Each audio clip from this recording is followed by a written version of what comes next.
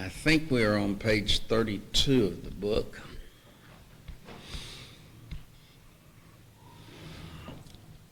Dealing with the undenominational church.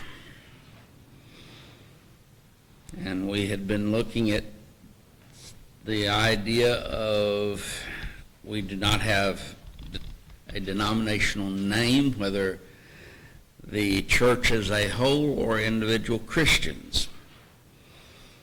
Now then, we're going to look at no denominational organization.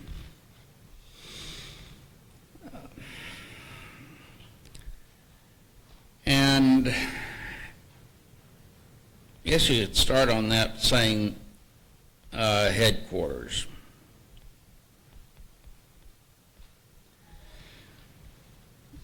The church has no ecclesiastical organization, as our book puts it. No popes, no cardinals, no archbishops, no church councils, no synods, no conventions.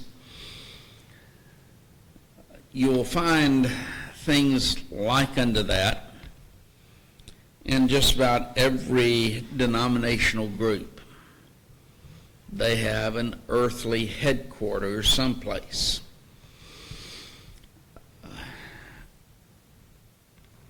For example, the Roman Catholic Church, by the very nature of it, Rome is the headquarters of it, and the Pope being over that. The Eastern Orthodox Church, though, they are centered more in Russia. Mormons, they would be in Salt Lake City as the main place, except those who do not go by Mormons. They refer to themselves as Latter-day Saints. They are headquartered in Independence, Missouri. And you can go on, and these have earthly headquarters. We'll mention a little bit more about that, but we don't have an organization set up within the church where you have some individual or group of individuals who are over all the churches. As the church apostatized, it began actually in the first century, but didn't see its full culmination until 606 A.D., when Boniface III declared himself universal pope. But you had starting, and I say, even starting in the first century, an organizational structure within the church that the Bible doesn't recognize. In many ways, it began innocently enough.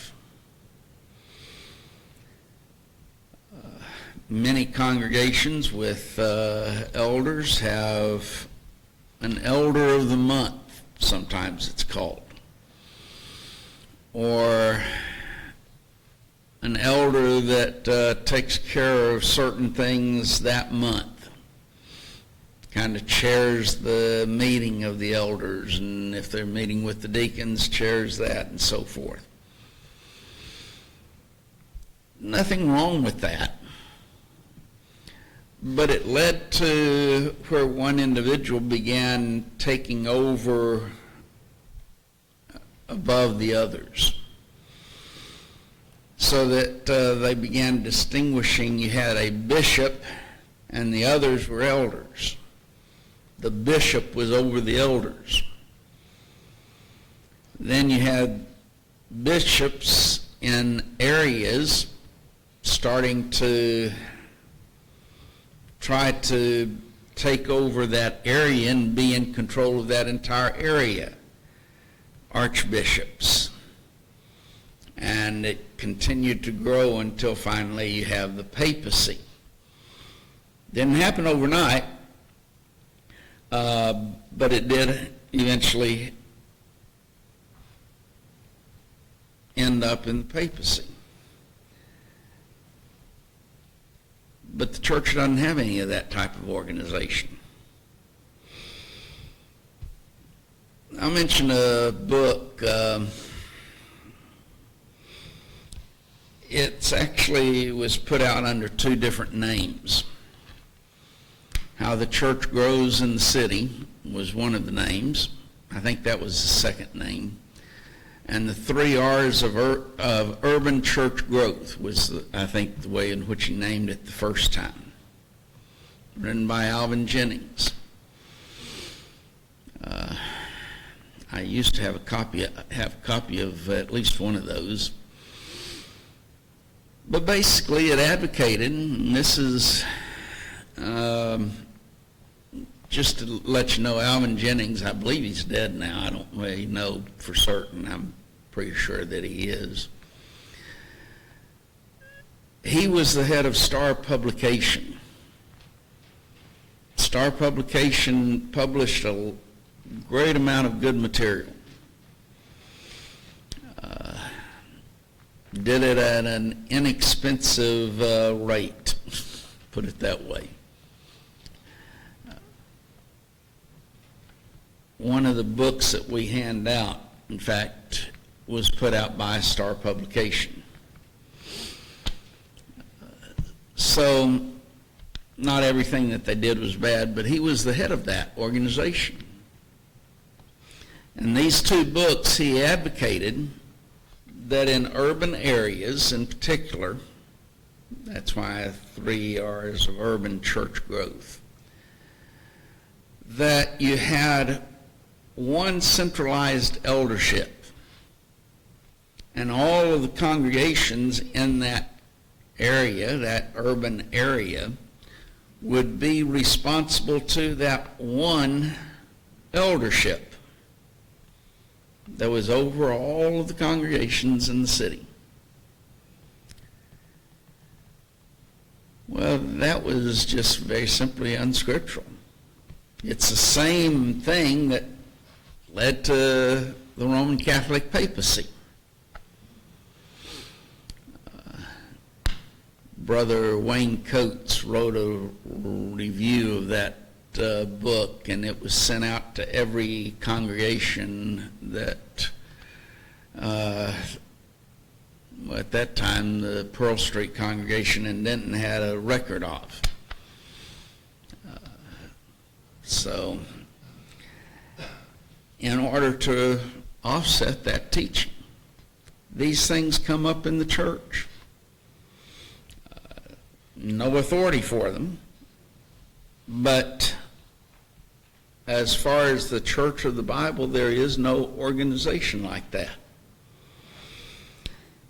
The synods and the conventions, or a convention basically would be a gathering of all of these leaders of the congregations, in which they basically set forth the policies of that denominational group. The Southern Baptist Convention would be held in the Dallas area for years and years. I guess it still is. And every once in a while they report on the big fights that they would have. They even had fights over the inspiration of the Bible, whether the Bible was inspired or not. So those things just simply are not scriptural. There's nothing in the Bible relating to that. Instead, each congregation, each local church of Christ is an independent, and I like the way our book puts it, an independent Christian society. It's an independent group of Christians under the authority of Christ as revealed in the New Testament. You have that local congregation. We call it, they are autonomous. Well, what does autonomous mean?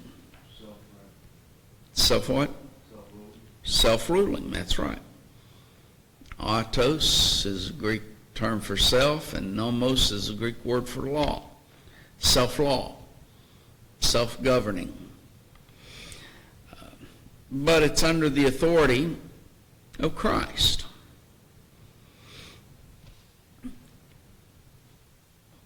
We could, and I'm not going to spend the time doing this, but we could talk about the sensibility of that. It is a sensible arrangement. Why? Because if one congregation goes astray, it doesn't bring about all the others going astray. Because each one is self-governing. But Christ is, of course, the head of the church.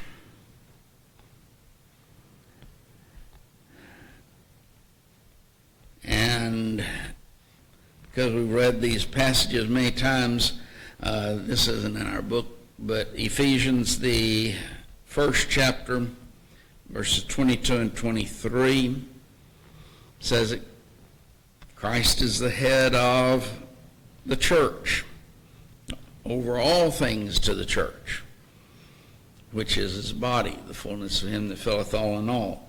And Colossians 1 and verse 18, again, puts it, he's the head of the body, the church. The headship idea is the idea of being over these. He's the ruler of it. He's the one who governs it. And if you look again at Ephesians 1, 22 and 23, God gave him to be the head over all things to the church. Not just some of them. All things to the church. Now then, under Christ and his headship within the local congregation now, because there's nothing more than the local congregation really in the scriptures, each congregation has a plurality of elders.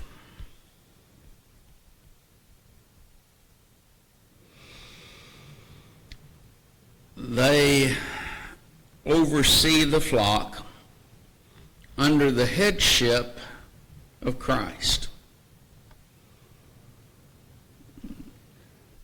They are overseers.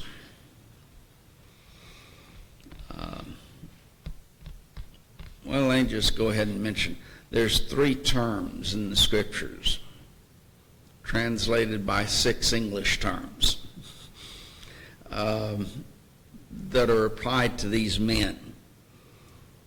Elders, that's the Greek term presbyters, or presbyters, would be men who are of older age and maturity.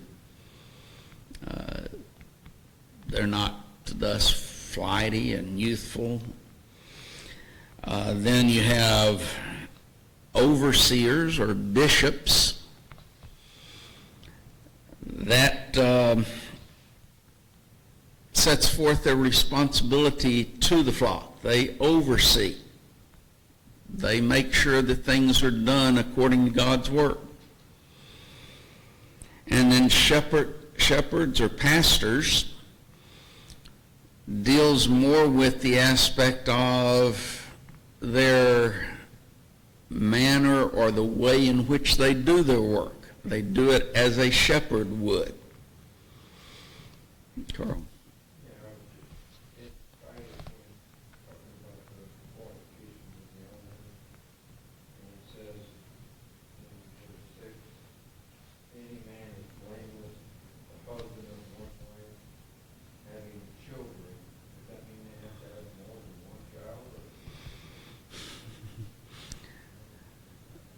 Let me wait and I'll come back to that question, okay? But in this, we want to notice that there is a plurality of elders, a plurality of these men in each congregation. In Acts 14 and verse 23, when they had ordained them elders, notice the plural nature of it. In every church or every congregation, they appointed elders, a plurality of elders in each congregation. And this is the context of this. Paul and Barnabas, first missionary journey, they'd gone through, established these congregations. They come back through these cities, and now then meet with those congregations, and they ordain elders in those congregations. In Acts 20 and verse 28, take heed therefore unto yourselves. Notice yourselves, plural, not singular. And to all the flock. There's a responsibility, taking heed to the flock, over which the Holy Ghost hath made you overseers, to feed the church of God, which he hath purchased with his own blood. The feeding of the church of God is the obligations that they have in relationship to the congregation, making sure that they are fed. Now, what would a shepherd be worth if he allowed the sheep to go into a field that he knew where would poison plants and all of this that would kill them, the sheep? Or if he led them into that pasture? Wouldn't be a very effective shepherd, would he? Well, elders need to know what's happening in the church, what's going on, the issues that come up. In Titus 1 and verse 5, Paul tells Titus, for this cause I left thee in Crete, that thou shouldest set in order the things that are wanting. And just to pause there, there's something that was lacking in the church at Crete that needed to be there. And Paul had left Titus there in order to establish that. What is it? Ordain elders. Again, notice the plural. In every city as I have appointed thee. Those elders must meet the qualifications.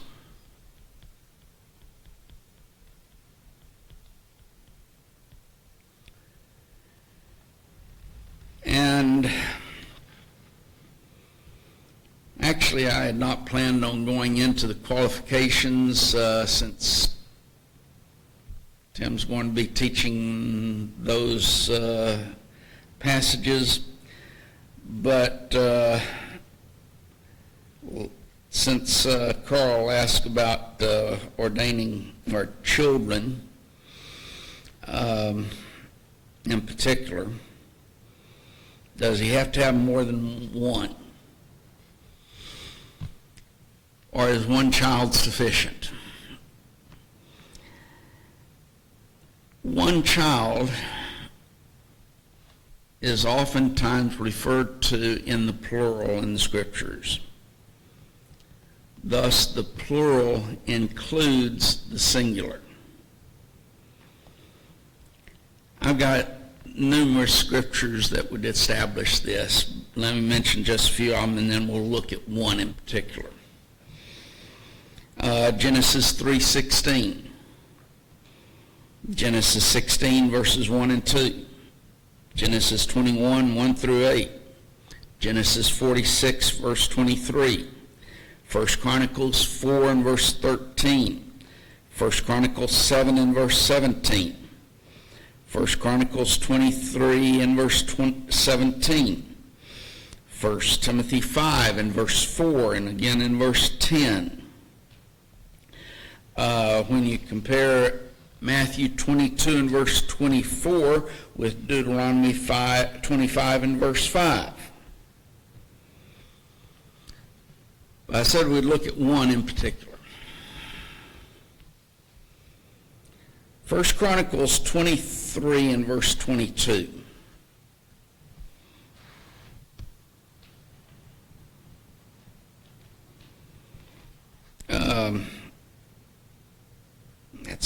passage I wanted. Let me go back.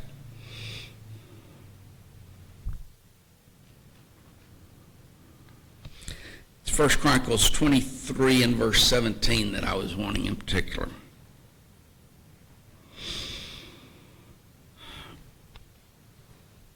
And the sons, that's plural, the sons of Eleazar were Rehabiah the chief. How many are mentioned now? One, right? But it says the sons of Eleazar. And it is in the Hebrew plural. But then he adds, and Eleazar had none other sons. He had one son. And yet the scripture says that he had sons, plural. The only way that you can harmonize that is if the plural includes the singular in relationship to children. If you say that it does not, well, there's a lot of brethren who say that the plural does not include the singular with children, and thus it requires more than one child. Then explain this verse. Because you have the plural sons, and then he had one son and had none other. Now then, if the plural does not include the singular, then which time did God lie? Because both of them cannot be true. He would have had to use the singular and the son of Eleazar. The were isn't really in the text, so the son of Eleazar, Rehabiah the chief, and Eleazar had none other sons. Or else he had some other sons that God says he didn't have. It's one or the other. I mean, you can't have it both ways. But from a biblical standpoint, the plural includes the singular. Now, I know preachers through the years have used illustrations, human illustrations that we recognize, where if a person or a woman had one child and use the term children, and we recognize it includes one child. We do that all the time in numerous things. But all of that aside, there's no way in which you can answer 1 Chronicles 23:17 without understanding that the plural includes the singular in relationship to their children.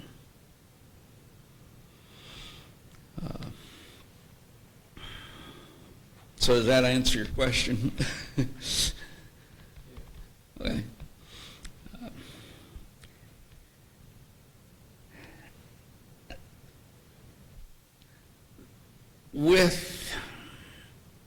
And I'm going to make a comment that might sound odd, might be controversial a little bit. But I think that there are, especially when we're dealing with the family requirements in relationship to elders. And there's a lot of ways you can divide these qualifications up in positive, negative, and family, or that's the way in which I've many times divided them up. When you're dealing with those family relations, I think that there's a lot of leeway given as far as understanding of them. He has to be married. He has to have children, at least one.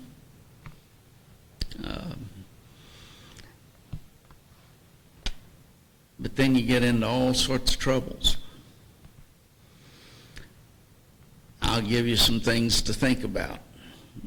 And Tim can take care of all of these when he teaches through this. You're welcome. What if a man's an elder and his wife dies? Can he remain an elder? When you say, there is a policy that was in place before I moved here, it has remained in place, and as far as I'm concerned, it will remain in place, because I think it is a good policy. But I'm not talking about policy of this congregation now. I'm talking about from a scriptural standpoint, can he remain an elder? Well, what if his wife has died and he's remarried? Can he be an elder then?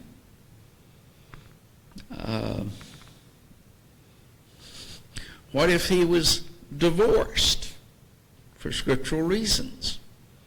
Can he be an elder?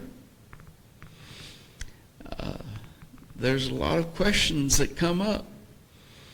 I was talking to someone just this past, I think it was a couple of weeks ago.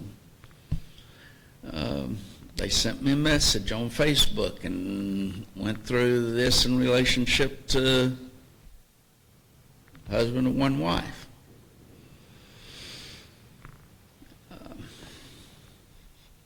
Now then, I won't leave Tim hanging.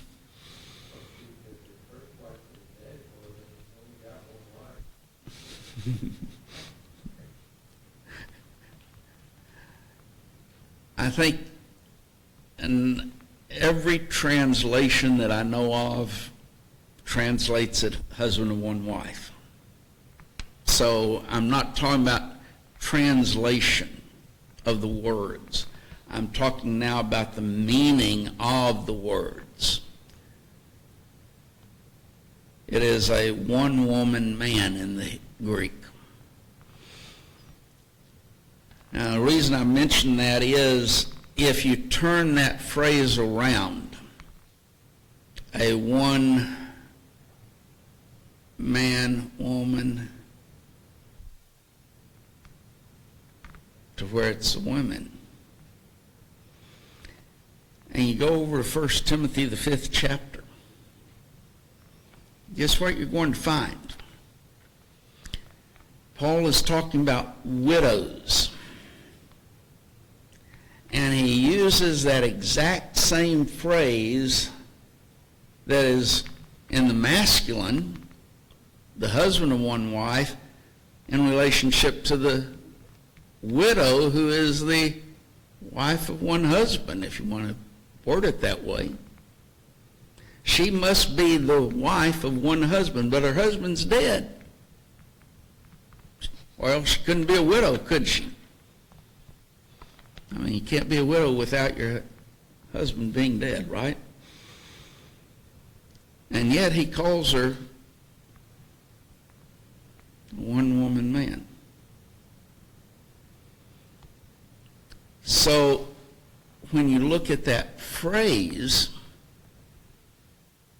what does it mean? I believe that it means that this man has been faithful to that marriage relationship. Dealing with faithfulness. The wife, who is now a widow, she was faithful to that marriage relationship. What if the wife has died? Well, he's still that. What if he remarries? If he's still faithful to that marriage relationship, he's still that. Now then, as I said, we have a policy in this congregation that if a man's wife dies, he resigns. And I believe it's a good policy. That's going to remain the way it is. But when you're talking about the qualifications, you have to be honest with those as well.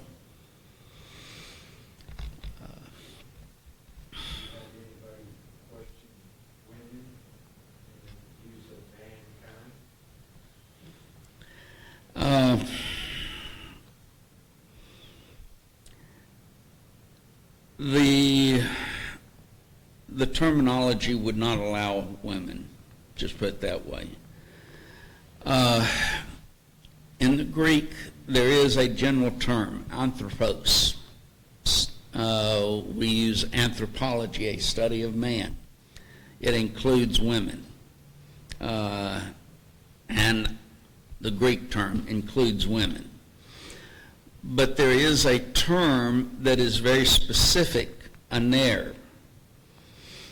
And that specific term is used in relationship to these offices, whether you're talking about an elder or a deacon. And aner has reference to someone of the male sex. It is a male, not a female. So the wording would not allow it.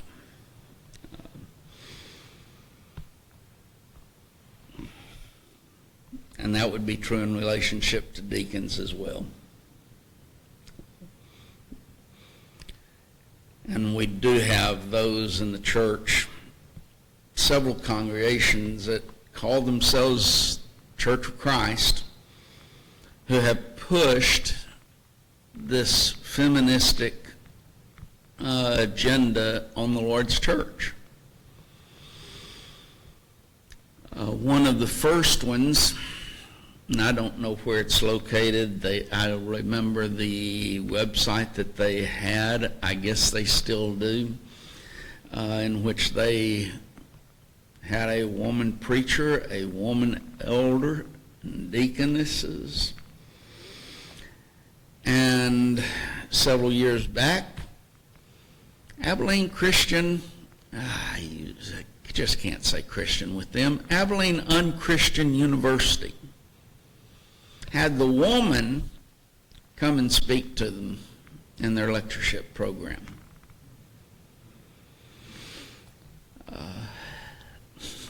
So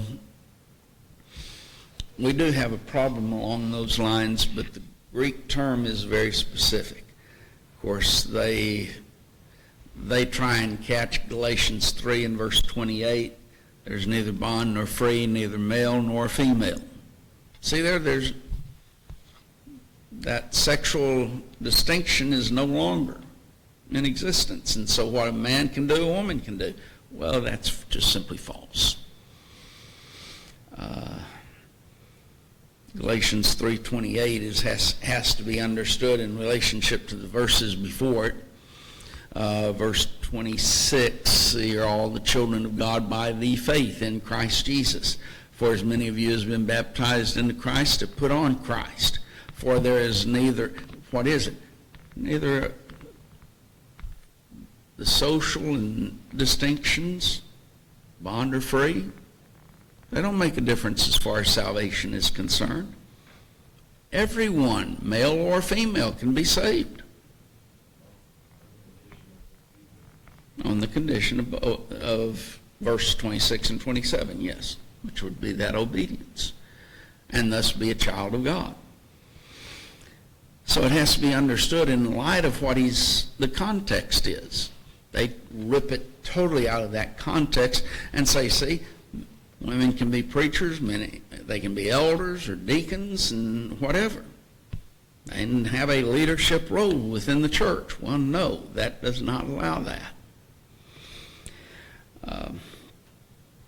But the qualifications there are given in 1 Timothy 3, verses 1 through 7, and Titus 1, 6 through 9.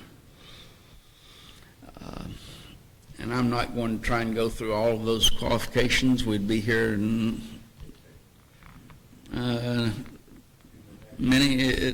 till past next year, probably 2027. No, it wouldn't take that long, but it's something that I think Tim's planning on studying on these qualifications. The majority of the qualifications are things that every Christian should be, with the exception of the family qualifications.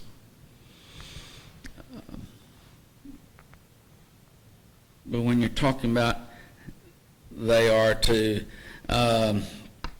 be blameless, sober, vigilant, good behavior, and so forth. Those are things every Christian is to be. We should all strive for that, those qualities. An elder must possess them, or else he's not qualified.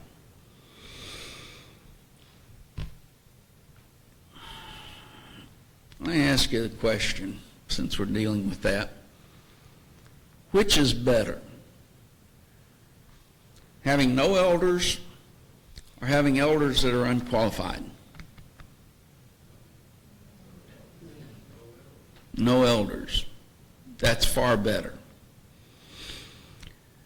I know of congregation after congregation after congregation that think we have to have elders, so they'll appoint someone even if they're not qualified because they have to have elders.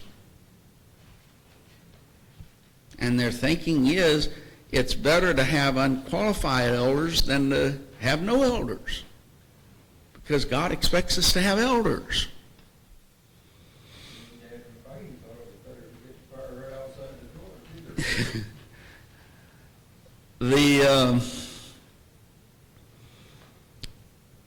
Is it scriptural to have no elders? Yes or no? Yes, it is. A good illustration, Acts 14. Paul establishes a congregation here in this city. He moves on to another city. Establishes a congregation there. Moves to another city. Establishes a congregation there. Did they have elders? No. He goes back through those congregations and he establishes elders. There's a period of time there that they had no elders, but they were scriptural congregations. Were they where God wanted them to be? No, as we see in Titus 1, where Paul left Titus in Crete to set in order those things that were lacking. But if no one met those qualifications, he could not establish any elders. And if a plurality of men did not meet those qualifications, he could not establish elders. And they would still be a scriptural congregation.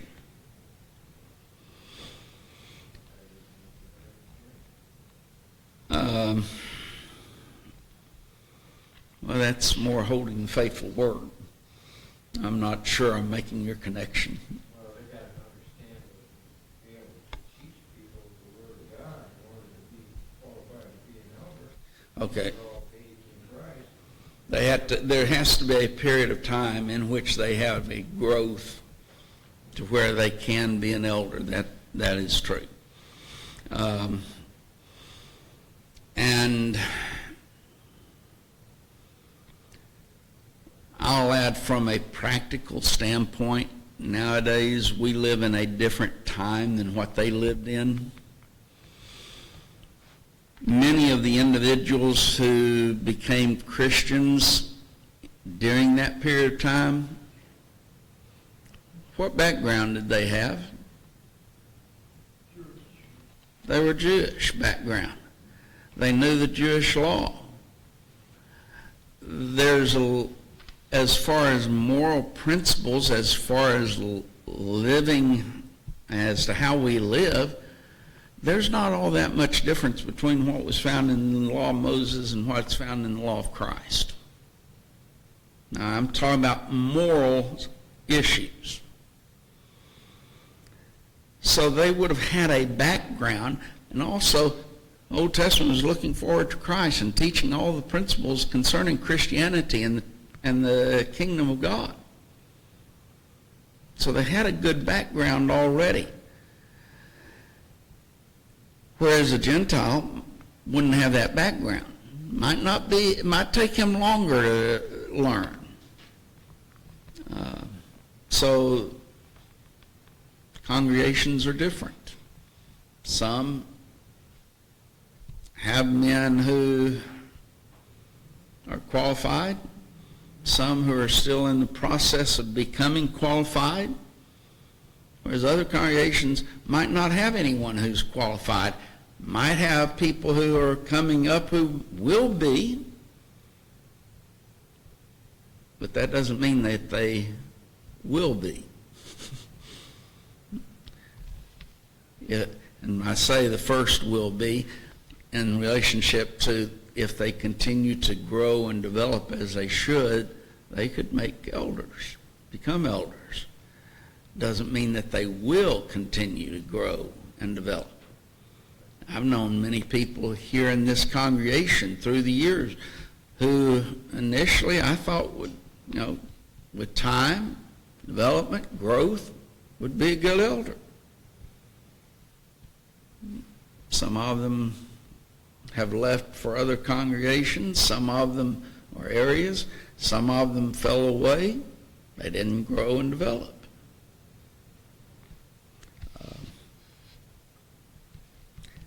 But getting back to elders, where Christ is legislated, the church is obligated to obey without question. Those are things I would put as mandatory issues.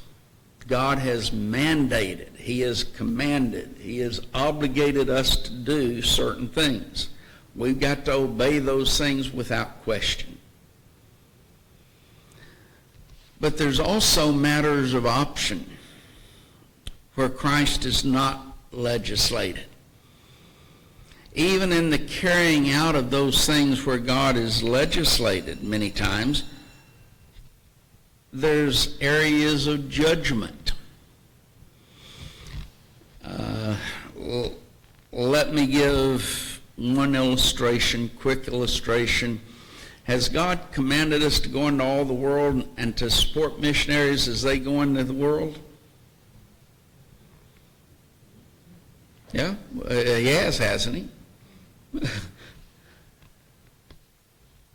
What if you have 500 missionaries out here, all of them sound and deserving of money, and they're going into a foreign field?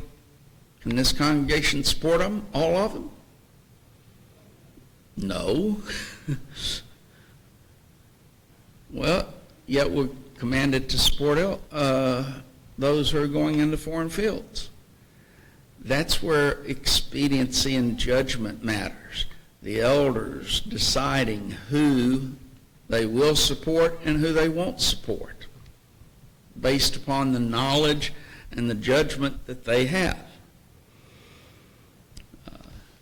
That's the idea of judgment and option, or opinion, as our book puts it. There are those matters where elders have to make those types of decisions. We'll stop there and begin next time at that point.